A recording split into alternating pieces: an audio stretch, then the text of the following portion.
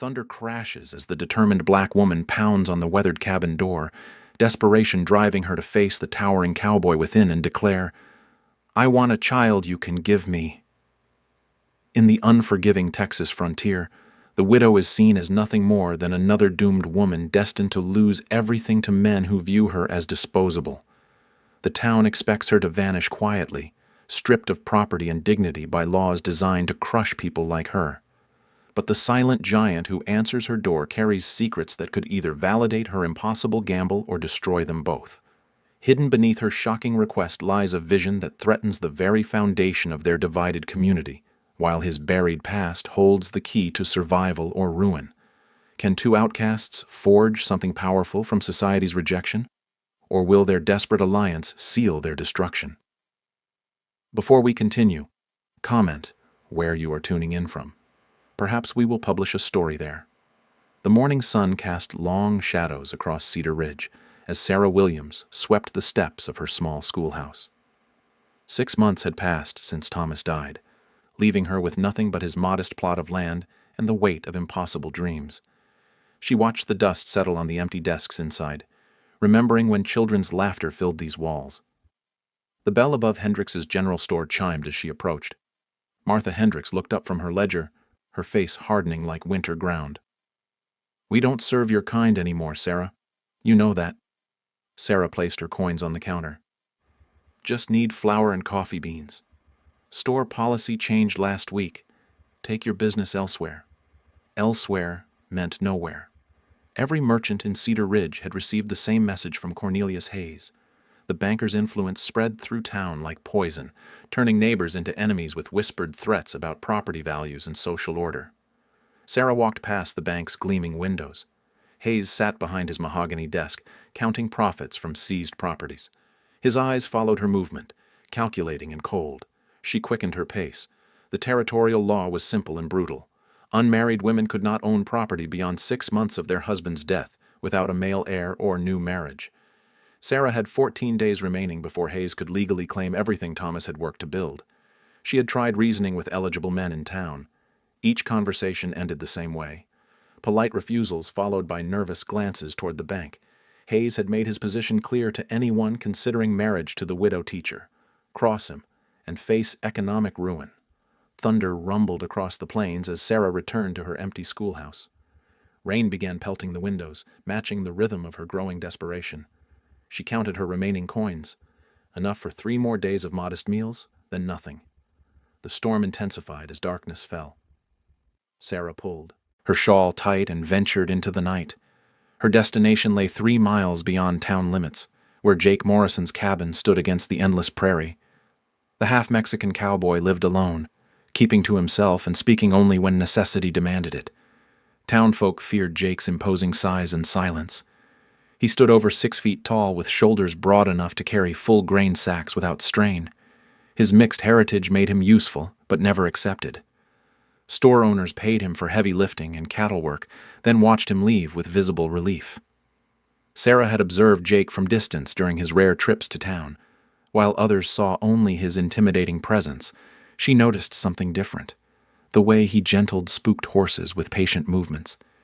How he stepped carefully around children, making himself smaller in their presence. The books tucked discreetly in his saddlebags when he thought no one was looking. Lightning illuminated the path to his cabin. Sarah's heart hammered against her ribs as she climbed the wooden steps. This was madness, but madness seemed her only option now. She knocked 3 times. Heavy footsteps approached. The door opened, revealing Jake's massive frame silhouetted against warm lamplight. His dark eyes widened with surprise. "Mrs. Williams, what brings you out in this weather?" "I need to speak with you. It's urgent."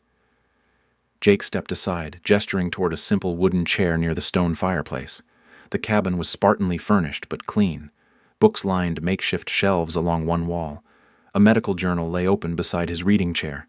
Sarah remained standing, gathering courage for words she never imagined speaking. "I want a child you can give me." Jake's coffee cup froze halfway to his lips. The fire crackled in the sudden silence. "Ma'am, I'm not sure I understand." Sarah's hands trembled as she explained her situation. The banking laws, Hayes's manipulation, her dwindling options. Jake listened without interruption, his expression growing more thoughtful with each detail. "You're asking me to marry you." "A business arrangement. Nothing more. I keep my land.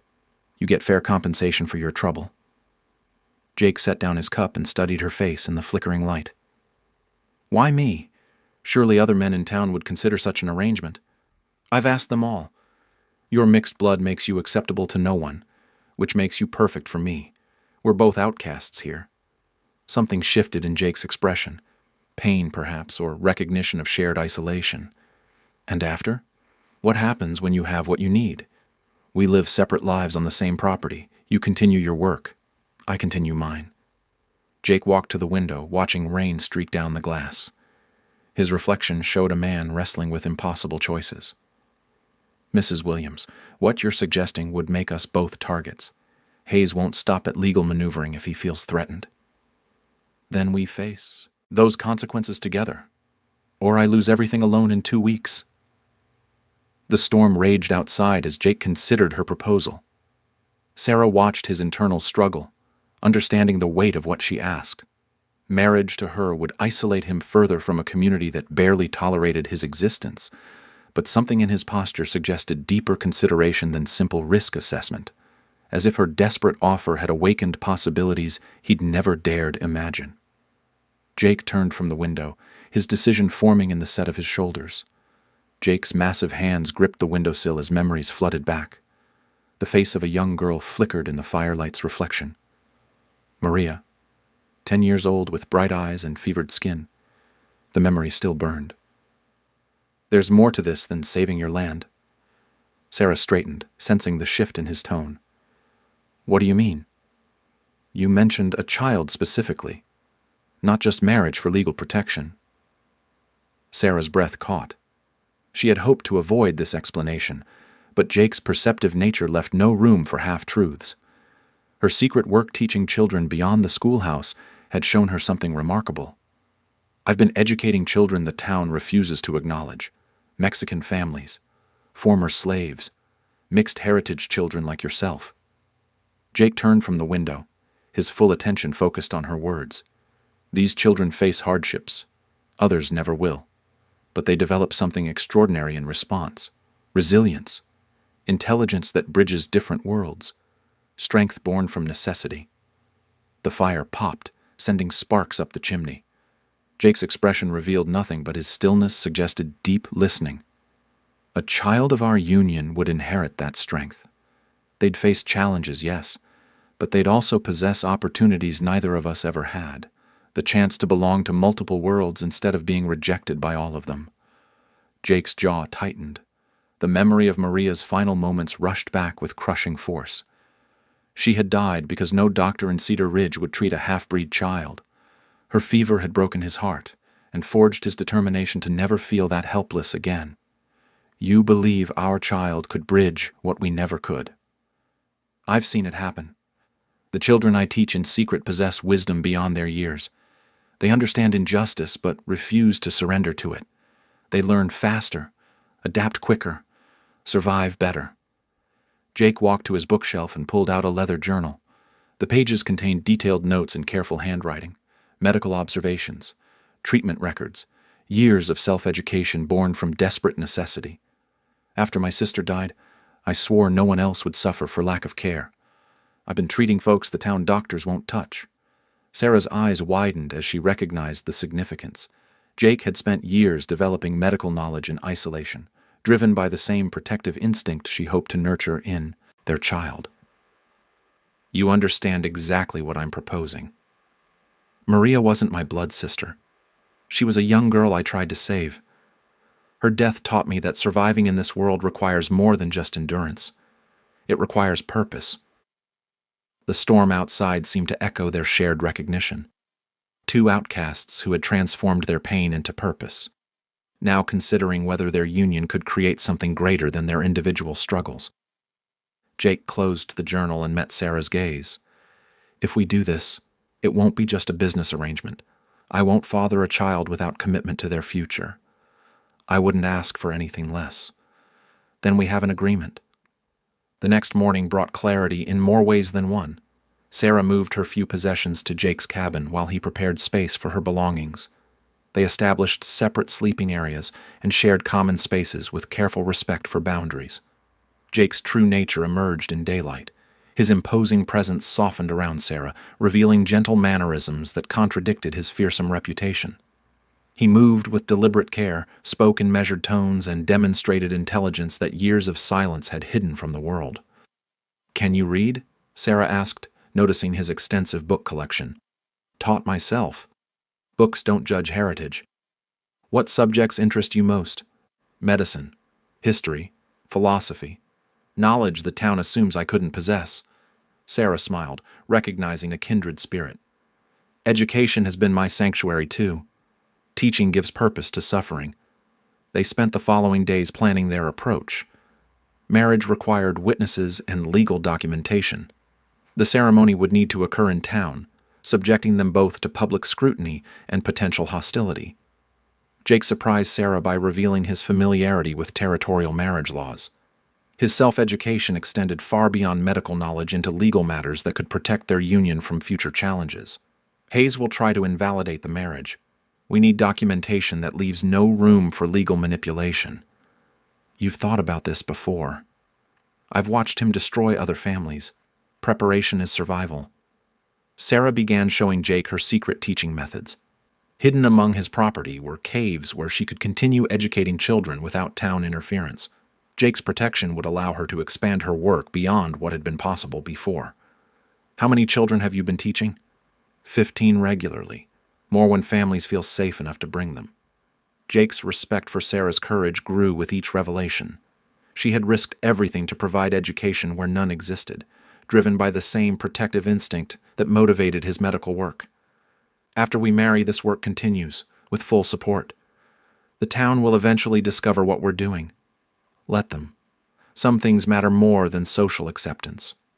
As their wedding day approached, Sarah and Jake found their arrangement evolving into genuine partnership.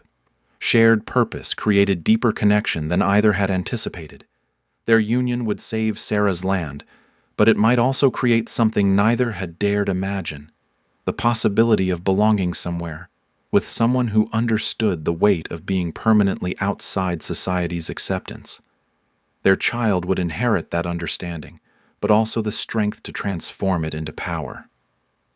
The morning of their wedding arrived with unforgiving heat. Sarah adjusted her simple blue dress, while Jake straightened his only formal shirt.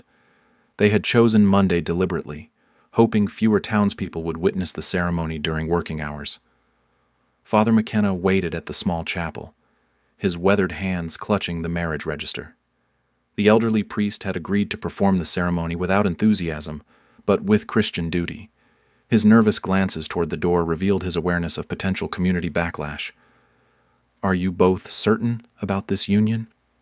"We are," Jake replied, his deep voice steady.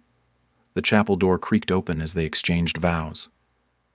Martha Hendricks entered first, followed by 3 other store owners. Hayes appeared in the doorway, his cold eyes calculating every detail for future use against them. "Do you, Jacob Morrison, take Sarah Williams as your lawfully wedded wife?" "I do." Whispers rippled through the small gathering. Hayes made notes in a leather journal, documenting witnesses and legal details with predatory precision. "Do you, Sarah Williams, take Jacob Morrison as your lawfully wedded husband?" "I do." Father McKenna completed the ceremony with unusual haste. The marriage certificate bore official seals that would protect Sarah's property rights. Hayes examined the document closely, searching for technical flaws that might enable future challenges. "Congratulations," the banker said with false warmth. "Such an interesting match." Jake's massive frame blocked Hayes's path as they left the chapel. The 2 men regarded each other with mutual recognition of declared war. Sarah slipped her arm through Jake's, presenting a united front to their critics. The walk back to their combined properties felt like a gauntlet. Store owners stood in doorways, whispering behind cupped hands. Children pointed until their parents pulled them inside. The message was clear: Cedar Ridge had witnessed something it would not easily forgive. Sarah's original land joined seamlessly with Jake's homestead, creating a more substantial operation. The combined acreage included water rights, grazing areas, and the hidden caves where Sarah planned to expand her secret school. Their marriage had created both legal protection and practical advantages. That evening, Jake prepared separate sleeping quarters as promised. But their conversation by the fireplace revealed growing comfort with each other's presence. The arrangement, born of desperation, was evolving into genuine partnership. "The town will make things difficult now." "Let them try," Jake said. "We have legal standing and defensible property. Hayes won't stop with social pressure. Then we'll be ready for whatever comes next." 3 weeks into their marriage, the community backlash intensified. Hendrick's General Store posted a sign, "We reserve the right to refuse service."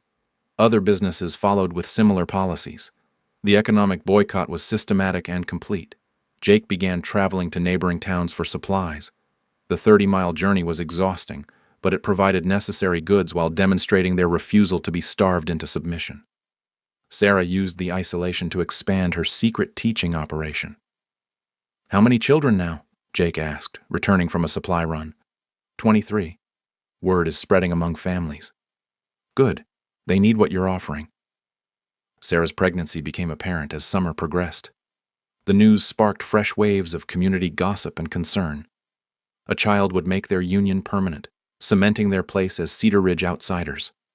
But something unexpected happened as Sarah's condition became visible. Jake's protective instincts intensified, and his public behavior began changing. The silent giant who had accepted years of dismissal started speaking up. At the monthly town meeting, Jake rose to address water rights disputes. His articulate speech and comprehensive knowledge of territorial law shocked the assembled citizens. The man they had dismissed as simple muscle demonstrated intelligence that rivaled the town's educated elite. The territorial code clearly states that water access cannot be restricted based on property owner characteristics. Mayor Whitman stared in amazement. "Mr. Morrison, where did you acquire such legal knowledge?" "Books, study, the same way anyone learns." Hayes shifted uncomfortably as Jake's competence became undeniable. The banker's strategy relied on community perception of the couple as inferior. Jake's eloquence threatened that narrative. Sarah watched from the back of the room, pride swelling as her husband claimed his rightful intellectual space. This was the transformation she had envisioned, not just for their future child, but for Jake himself. After the meeting, several townspeople approached Jake with new respect. His years of silent observation had equipped him with detailed knowledge of community issues. Problems that had festered due to poor leadership suddenly had thoughtful solutions. "Never knew you had such learning," said Tom Fletcher, the blacksmith. "Never had reason to share it before." Sarah's secret school faced discovery when a parent mentioned their child's improved reading skills at the general store. Martha Hendricks immediately reported the information to Hayes, who saw opportunity in the revelation. "Illegal education of mixed children," Hayes announced at the next town meeting. "Violation of territorial education codes." The accusation created division among townspeople. Some supported Hayes's position, viewing integrated education as dangerous precedent. Others recognized the value of Sarah's teaching, having witnessed their children's intellectual growth. Jake stood to defend his wife's work.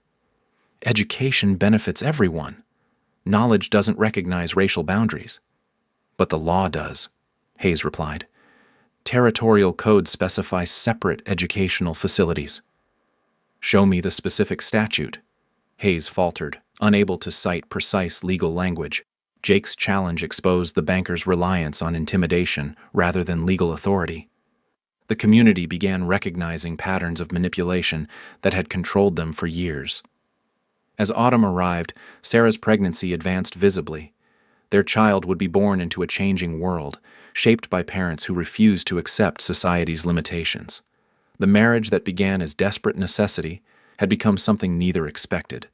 A partnership based on mutual respect, shared purpose, and growing love that would soon bring new life into their transformed world. Winter's first storm struck Cedar Ridge with unexpected fury. Sarah's labor pains began as wind howled through the cabin walls, each contraction matching the thunder outside. Jake moved with practiced efficiency, gathering supplies and preparing the bedroom with movements born of experience nobody knew he possessed. "The midwife," Sarah gasped between waves of pain. "Mrs. Patterson won't come, not for us." Sarah gripped the bedpost as another contraction seized her body. The baby was coming whether the town approved or not. Jake's calm presence steadied her panic as he assessed the situation with clinical detachment. "I've delivered babies before." "When?" "Mexican workers' families. Their women couldn't afford doctors." Jake's hands moved with surprising gentleness as he examined Sarah's condition. His touch revealed medical knowledge that contradicted everything the town believed about his capabilities. The silent giant had spent years developing skills that would save lives. Sarah's labor intensified as the storm reached its peak. Jake prepared clean linens and heated water with methodical precision. His movements showed familiarity with medical procedures that spoke of extensive practice under difficult conditions. "How many deliveries?" "Enough to know complications when I see them." The baby was positioned wrong. Sarah's narrow frame and the child's size created dangerous circumstances that required immediate intervention. Jake's medical training, hidden for years behind silence and assumed ignorance, emerged as their salvation. "I need to turn the baby." His skilled manipulation guided their child into proper position while Sarah fought through waves of agony. The procedure required knowledge of anatomy and birthing techniques that no simple cowboy should possess. Hours passed with Jake monitoring Sarah's progress like a trained physician. His bedside manner revealed compassion developed through treating people society had abandoned. Every decision demonstrated medical understanding earned through desperate necessity. The cabin door burst open as Mrs. Patterson arrived, soaked from the storm and reluctant to be there. Tom Fletcher had convinced her to come, arguing that Christian duty transcended social prejudice. "What's happening here?" "Difficult labor. Baby was breech." Mrs. Patterson examined Sarah and stared at Jake in amazement. "You turned the child?" "Seemed necessary." The midwife's professional assessment revealed Jake's work had prevented disaster. His intervention had saved both mother and baby from complications that could have proved fatal. "Where did you learn such techniques?" "Books. Practice. People who needed help." As dawn broke, Sarah delivered a healthy daughter. The baby's cries filled the cabin with sound that transcended racial boundaries and social divisions. Jake held his daughter with reverence that spoke of profound love and protective instinct. Mrs. Patterson cleaned the infant while studying Jake's medical supplies. His collection included instruments and medicines that revealed years of serious practice. The town's assumptions about his ignorance crumbled in the face of undeniable evidence. "You've been treating people all along.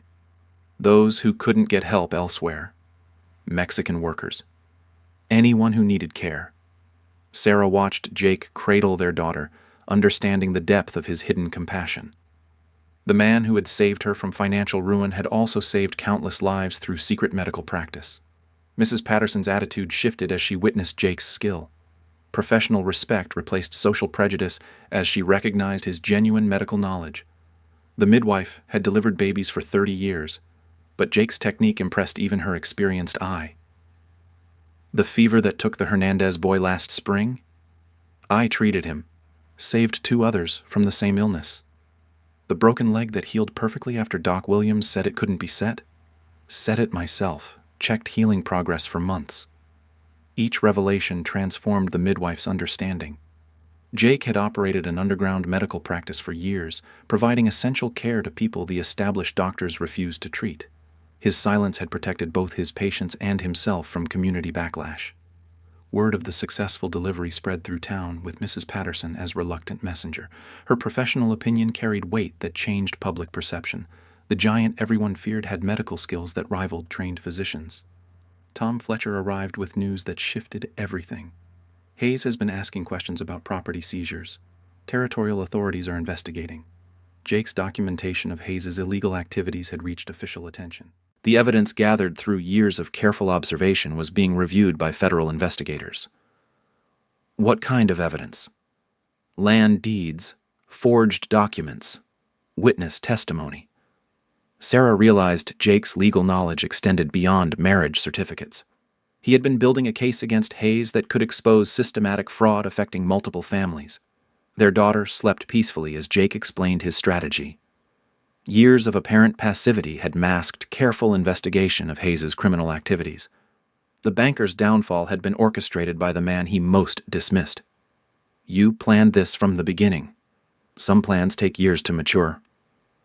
Mrs. Patterson prepared to leave as the storm subsided.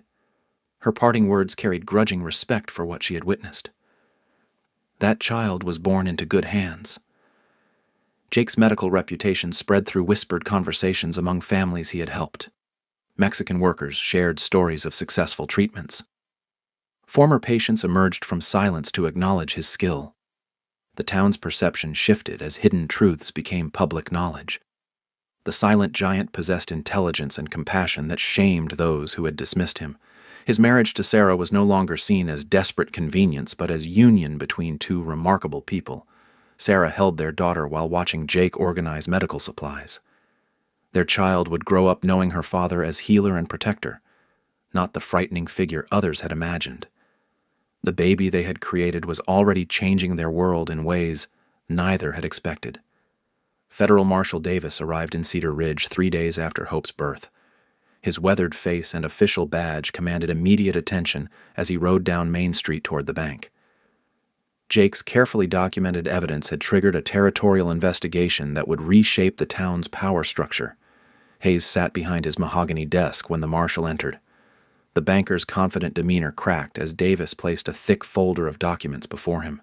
Years of Jake's meticulous record-keeping had created an undeniable case of systematic fraud.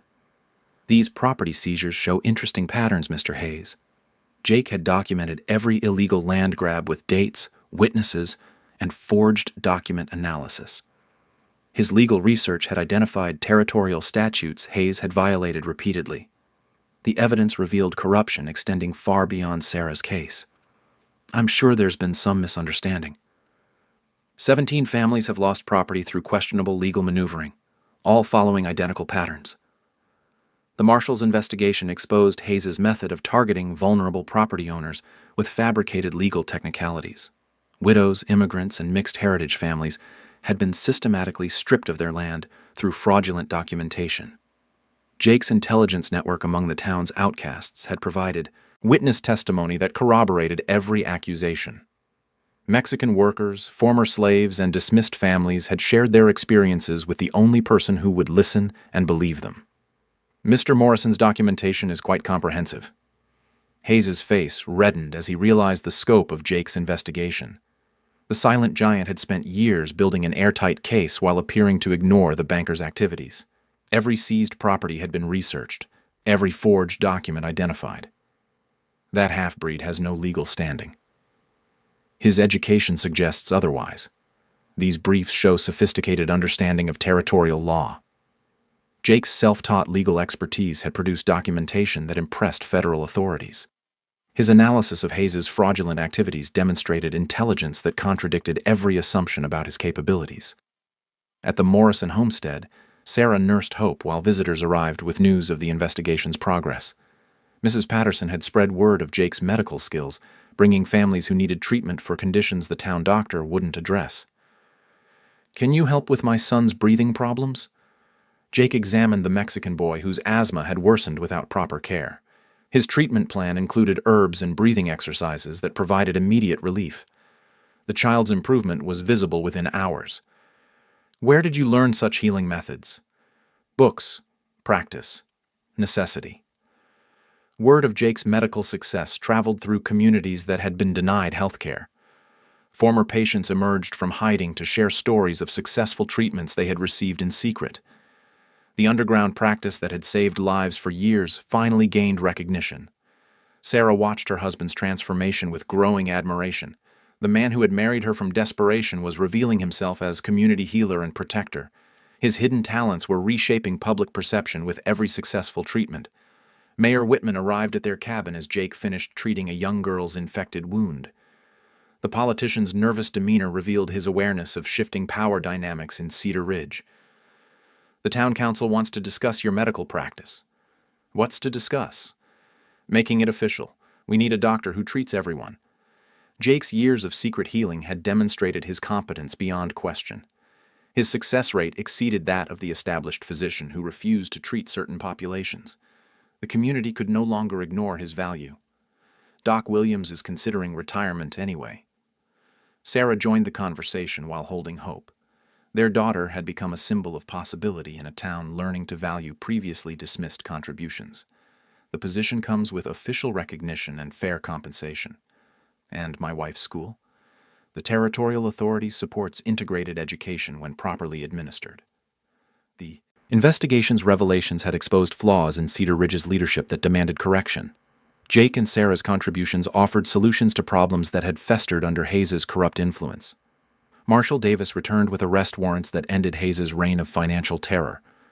The banker's removal from power triggered immediate changes in town policy and social attitudes. Properties seized through fraudulent means would be returned to their rightful owners. 17 families will recover their land. Jake's documentation had provided legal foundation for reversing years of systematic theft. The evidence he had gathered while appearing powerless had become the tool of Hayes's destruction. Sarah's secret school received official sanction as the Marshals' investigation revealed its educational value. Children from various backgrounds had achieved learning levels that impressed territorial authorities. The integrated approach had produced superior results compared to segregated alternatives. Education benefits everyone when properly implemented. Jake's support of Sarah's teaching had provided safe environment for academic innovation. The hidden caves had become classrooms where children learned beyond the limitations imposed by social prejudice. Hope slept peacefully as her parents discussed their transformed circumstances. The desperate marriage that had begun as legal necessity had evolved into partnership that was reshaping their community. Their union had created ripple effects that extended far beyond personal survival. We've become what we never expected. What did we expect? To remain outsiders forever. Jake's emergence as respected healer and Sarah's recognition as gifted educator had earned them social standing they had never imagined possible. Their daughter would grow up in a community that valued their contributions rather than dismissing their heritage. The town that had rejected them was learning to celebrate their presence. Hayes's removal had eliminated the primary source of organized prejudice that had poisoned social relationships for years.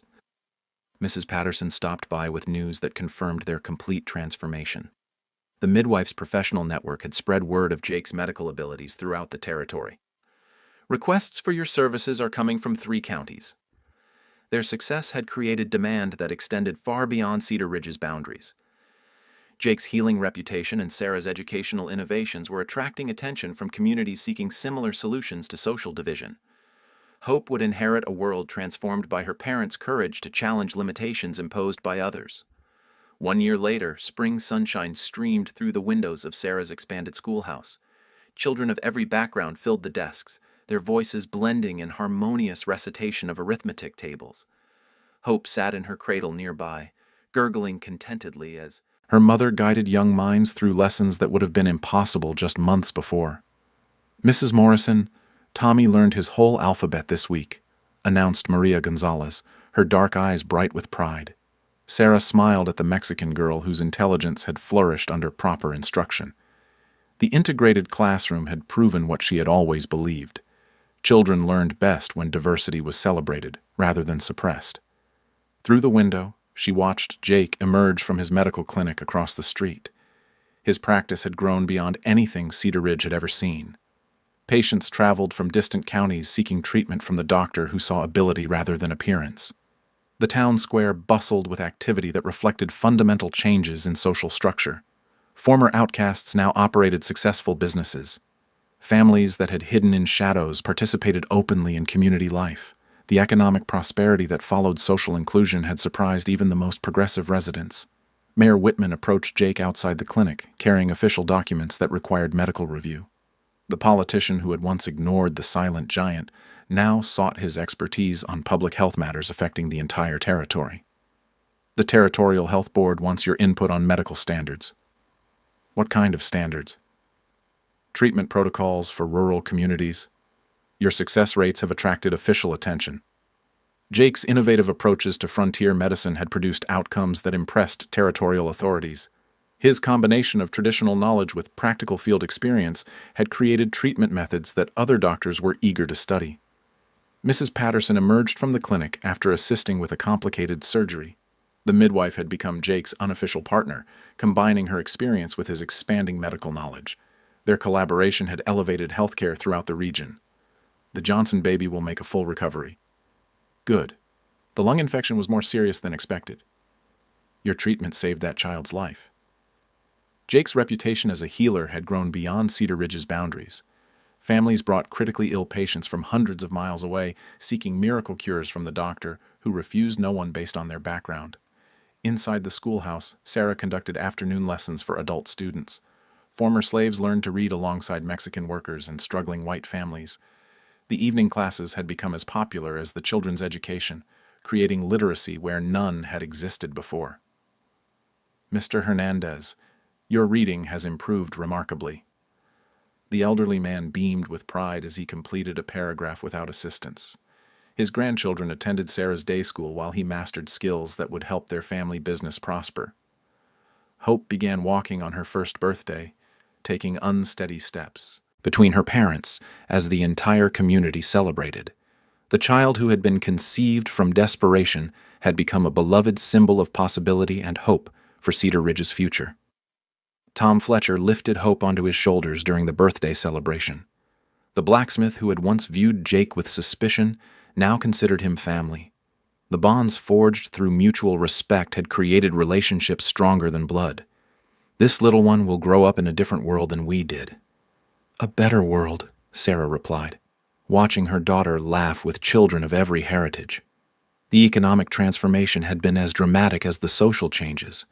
Property values had increased as the community's reputation for inclusion attracted new residents. Businesses thrived when they served all customers equally.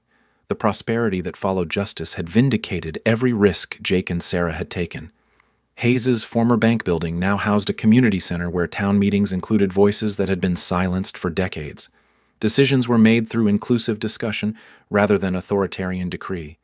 The democratic process had flourished once systematic oppression ended. Jake's medical practice occupied a newly constructed building that reflected his elevated status. The facility included separate examination rooms, a surgical area, and living quarters for patients requiring extended care. The investment demonstrated the community's commitment to quality health care for all residents. Sarah's school had expanded into a 3-room building that accommodated growing enrollment. Children from neighboring communities traveled daily to receive education that prepared them for opportunities their parents had never imagined possible. The integrated approach had become a model for territorial educational policy. As evening approached, the Morrison family gathered around their dinner table in the enlarged cabin that had become a gathering place for community leaders. The desperate woman who had knocked on a cowboy's door had become the town's most respected educator. The silent giant had emerged as its most valued healer. Hope babbled happily in her high chair, surrounded by the love and security her parents had fought to create.